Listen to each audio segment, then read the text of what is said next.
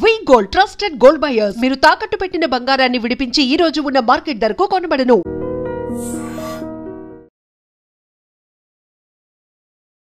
నమస్కారం, నా పేరు డాక్టర్ షగుఫ్తా. నేను న్యాచురోపతి డాక్టర్ని.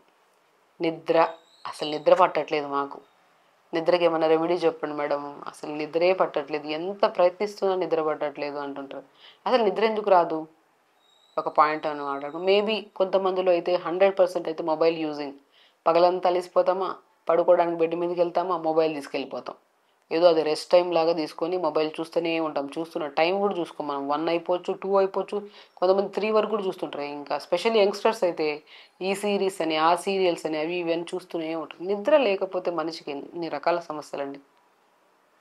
ఒక మనిషికి నిద్ర లేకపోతే నెక్స్ట్ డే మార్నింగ్ వర్క్ చేసుకోలేము మనం. సరిగ్గా టైంకి తినలేము, డైజెషన్ ప్రాపర్గా ఉండదు, మోషన్ కూడా సరిగా వెళ్ళలేము మనం. ఎర్లీ మార్నింగ్ లేచామనుకోండి, లేచిన వెంటనే బెడ్ దిగిన వెంటనే మోషన్కి వెళ్ళిపోతాం. అయిపోయిన వెంటనే 1 అవర్ యోగా చేసుకుంటాం. టైంకి ఆకలి వేస్తుంది, టిఫిన్ తింటాం. లంచ్ టైంకి లంచ్ తింటాం, డిన్నర్ టైంకి డిన్నర్. ఇవన్నీ ఎందుకు డిస్టర్బ్ అవుతున్నాయి? మీరు లేట్గా పడుకోవడం వల్ల. సో ఒకటి, మొబైల్ అధికంగా యూజ్ చేయడం వల్ల. ఒకవేళ మీరు మాత్రం మొత్తం లైఫ్లో అంత లైఫ్ స్టైల్ డిస్టర్బ్ అయిపోతుంది. మొబైల్కి దూరంగా ఉండండి. జస్ట్ టెంపరీ హ్యాపీనెస్ అండి. చూస్తూ ఉంటాం, అది పెరుగుతూ ఉంటుంది టైం. దానివల్ల హ్యాపీనెస్ పక్కన పెట్టండి. రకరకాల రోగాలు, కాన్స్టిపేషన్ అధికపోయిపోతే పైల్స్ రావడం, పైల్స్ అధికంగా అయిపోతే ఫిస్టులా రావడం, దానివల్ల కొలైన్ క్యాన్సర్స్ వరకు వెళ్తుంది. టైంకి తినకపోతే గ్యాస్ట్రిక్ ప్రాబ్లము, గ్యాస్ట్రైటిస్ ప్రాబ్లము, ఇంకా రకరకాల సమస్యలు దానికి. ఇంకా మనం ఇంకేంటంటే సరిగ్గా బాడీకి టైం తినకపోతే బరువు పెరిగిపోతుంది. పీసీఓడి ప్రాబ్లం, థైరాయిడ్ ప్రాబ్లం, మగవాళ్ళల్లో ప్రోస్టేట్ లాంటి ప్రాబ్లమ్స్. ఒక నిద్ర చూసారా ఎన్ని రకాల పెద్ద పెద్ద సమస్యలు వస్తున్నాయో. కాబట్టి నా రిక్వెస్ట్, నేను చాలామంది యంగ్స్టర్స్ తీసుకొస్తుంటారు బరువు పెరిగిందని, పీసీఓడి ప్రాబ్లం ఉందని, జుట్టు రాలుతుందని, ముఖం మీద పింపుల్స్ ఉన్నాయని. ఏ రకమైన సమస్యలు వచ్చినా ఫస్ట్ నేను అడిగే ఒక క్వశ్చన్: ఎన్ని గంటలకు పడుకుంటారు మీరు? ఫస్ట్ నిద్ర సెట్ చేసుకుని రండి, అర్థం సమస్య అక్కడే పోతుంది.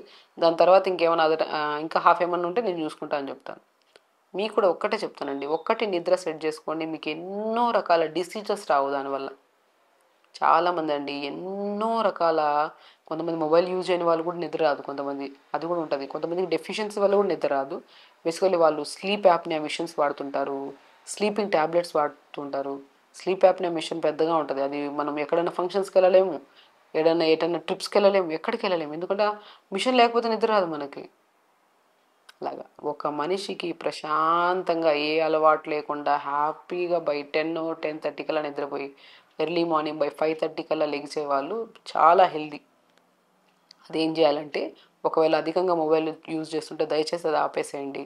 అండ్ ఒకవేళ మేము ఏమి యూజ్ చేయట్లేదు మేడం కానీ మాకు నిద్ర రావట్లేదు, మాత్రం ఒక్కటే బెస్ట్ టిప్: హైడ్రోథెరపీలో హాట్ ఫుడ్ బాత్. పాతకాలంలో బాడీ పెయిన్స్ వస్తుందని నిద్ర సరిగా లేకపోతుంటే అమ్మమ్మలు ఒక పెద్ద బకెట్లో నీళ్ళు తీసుకొచ్చి ఇంత సాల్ట్ తీసుకొని కాలు పెట్టించేవాళ్ళు, గుర్తుందా? మంచి నిద్రపోయేవాళ్ళు వాళ్ళు. డెఫినెట్గా వర్క్ చేస్తుందండి. పడుకుని ఉంది హాఫ్ బకెట్ వెనిలా తీసుకోండి, ఇంత ధనియాలు కానీ ఇంత సాల్ట్ కానీ ఏదో ఒకటి వేసుకొని మంచిగా 10 నిమిషాలు కాలు పెట్టుకోండి. 10 నిమిషాల తర్వాత బకెట్ జరపండి, బెడ్షీట్ కప్పుకొని రూమ్ లైట్లు ఆపేసండి. 100% నిద్రపడుతుంది. ఒక 4 to 5 డేస్ అలా చేశాక మీరు కామెంట్ బాక్స్లో ఇదే వీడియోలో కామెంట్ చేయండి.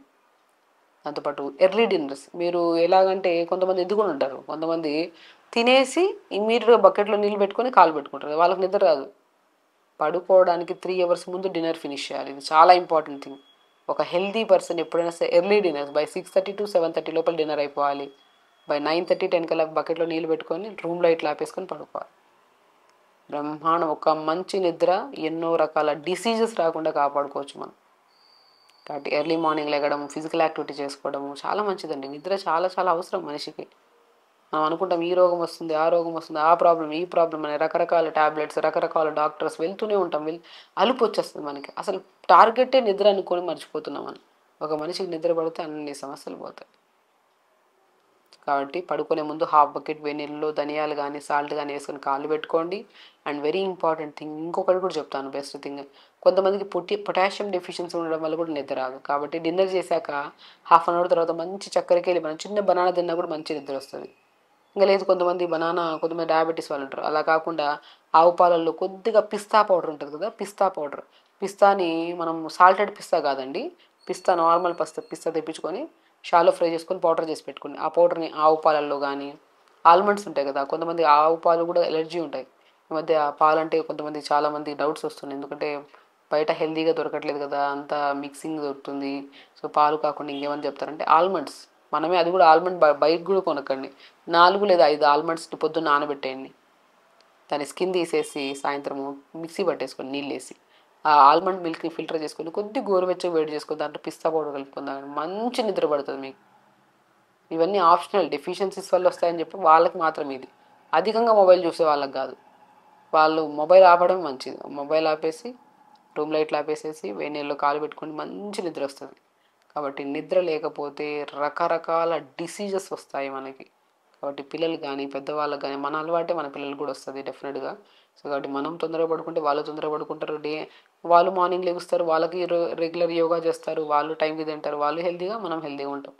కాబట్టి ఒక రెస్పాన్సిబిలిటీ అన్నాక మనము మన అలవాట్లు ఏవైతే ఉన్నాయో, ఎడిక్షన్స్ ఉంటాయి, అది మొబైల్ కానీ ఏదైనా సరే, first as a mother as a father మనం మొబైల్ యూజ్ చేయడం ఆపేసేయాలి పిల్లలు పర్టికులర్గా ఉన్నప్పుడు. సో మొబైల్ యూజ్ చేయడం ఆపేసి వేడి నీళ్ళలో కాలు పెట్టుకొని, అండ్ స్పెషల్లీ చెప్తున్నాను, పగలంతా తిరిగి వస్తాం కదా, ఆ డ్రెస్ కూడా మార్చుకోకుండా అలాగే టైట్ దాకా అలాగే పడుకుంటారు. అలా కూడా కాదు, గోరువెచ్చని నీళ్ళతో స్నానం చేయాలి మంచిగా. ఎందుకు చాలామంది చన్నీళ్ళతో చేయమంటారు కదా మేడం, మీరు ఎందుకు గోరువెచ్చని నీళ్ళతో స్నానం కాబట్టి డే అంతా యాక్టివ్గా పనిచేయాలంటే చన్నీళ్ళతో స్నానం చేయాలి.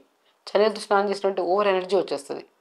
నైట్ పడుకునే ముందు గోరువెచ్చని నీళ్ళతో స్నానం చేస్తే మంచి రిలాక్సేషన్ ఉంటుంది, బాడీ రిలాక్సింగ్ మోడ్లోకి వెళ్ళి నిద్ర వస్తుంది. సో వెరీ సింపుల్ టెక్నిక్స్, ఇది ఫాలో అయితే మంచి నిద్ర వస్తుంది, హెల్తీగా ఉంటాము. నిద్ర లేకపోతే ఎన్ని రోగాలు వస్తాయని చెప్పాను.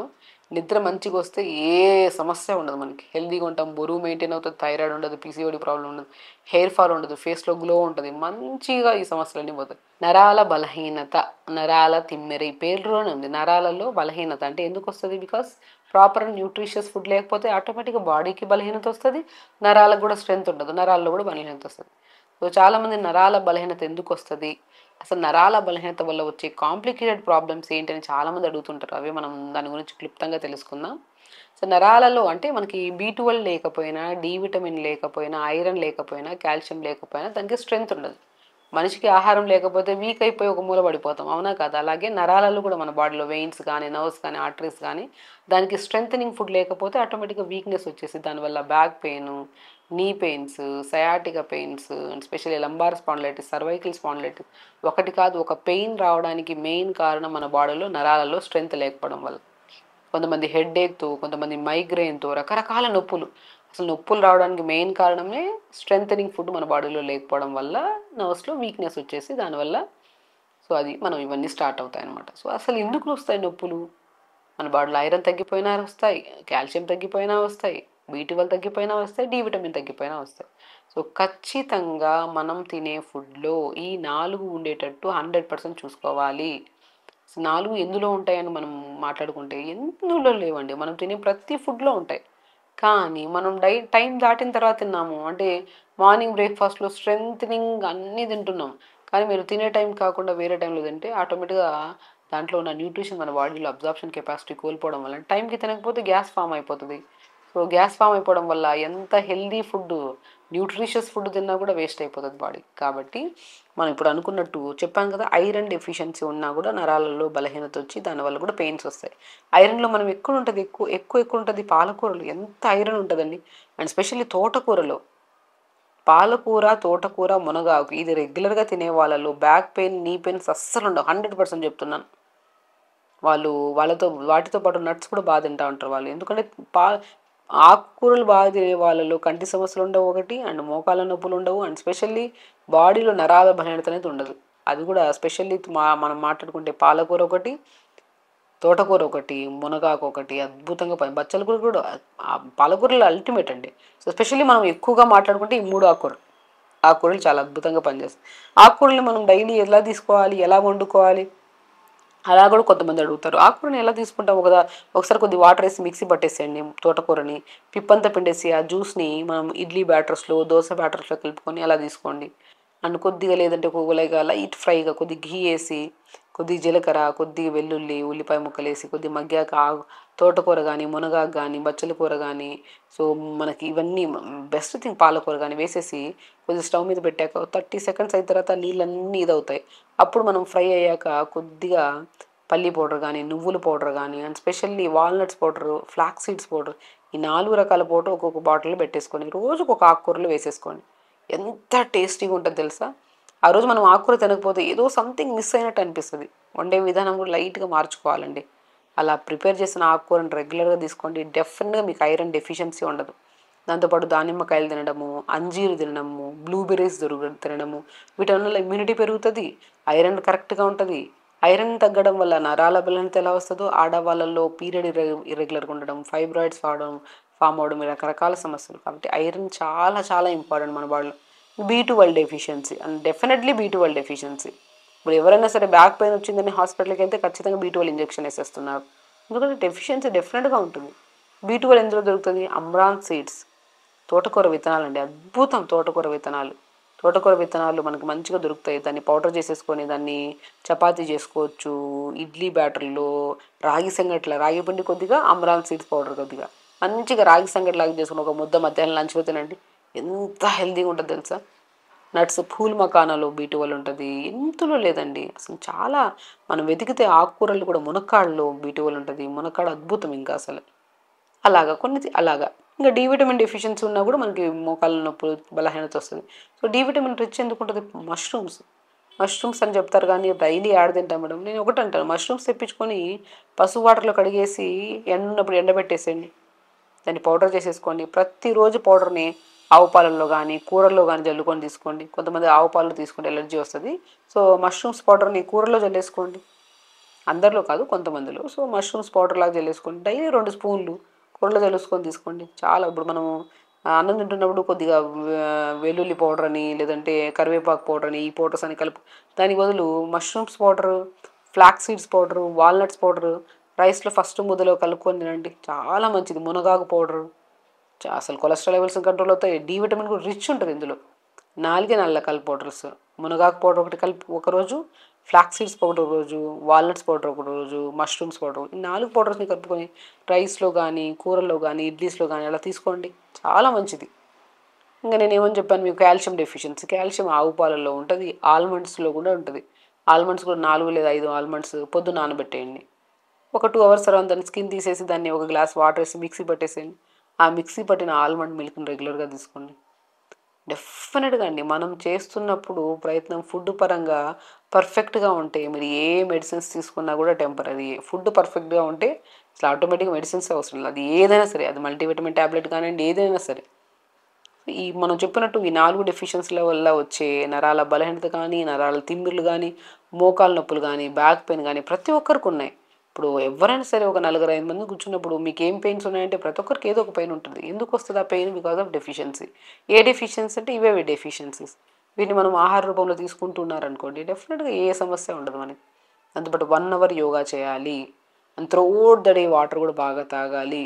నరాల బలహీనత మెయిన్ రీజన్ రావడానికి కారణం 1 నీళ్లు సరిగా తాకపోవడం వల్ల, 2 నిద్ర సరిగా లేకపోవడం వల్ల, 3 డెఫిషియన్సీస్ వల్ల, 4 వర్కౌట్ చేయకపోవడం వల్ల.